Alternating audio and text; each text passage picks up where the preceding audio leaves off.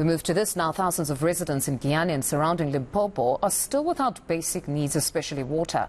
More than 3 billion rand has been spent on the Giyani bulk water project so far, but it's still incomplete. It was meant to provide water to about 55 villages. Govan Whittles spoke to the ward councillor.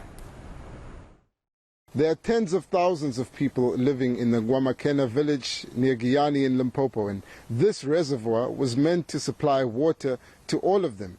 Instead, it stands here today as a white elephant, and each resident of Gwamakena is forced to find a creative way to get water. Some of them have sunk boreholes at up to 70,000 rand, while others buy water for 1 rand a litre or 2 rand a litre.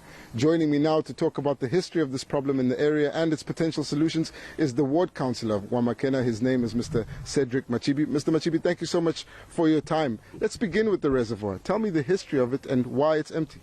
Ever since the year 2000, the time when there was a heavy rain, that was the last year in which we saw the dam been having water. So as a result of that, after some five years, there was nothing that is coming in.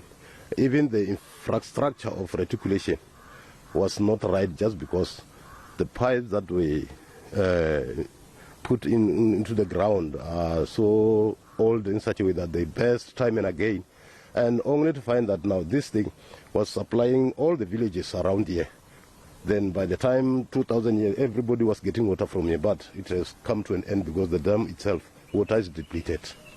So what are the residents of this area doing in the absence of having government provided water? We are living from ends meet, whereby maybe we only rely on the people that have got borehole. You can go and buy there, maybe you buy 1,000 liters with 175, depending on who is selling for you. And even those who dug the boreholes, some of them get dry up, and then as a result, then they end up not having anything to drink. So they only use cars to go and take it from Giyani and everywhere else where they can get water. What do you think should happen now? What should happen, the government must also plan for us so that we can able to get water, because without water, our life is nothing. We've got the nearby school where we are standing here. It is using the flushing toilets, and the toilets are no longer in use. So which means when you go there inside, you'll find that now they used to buy. How can you buy it for flushing and for drinking, for cooking? And there are thousands of kids in here. So we are really pleading to the government so that they can able to help us. I know the progress is there, but we are afraid because the dam is dry. Where does the dam going to get the water? That's the problem that we're having. And we're hoping for some answers from the government. Thank you so much, Mr. Cedric Machibi, the ward councillor here in this village near Giyani in Limpopo. And we are expecting some commentary from the Lepelle Northern Water Utility regarding the completion of the pipeline that will supply water to 55 villages.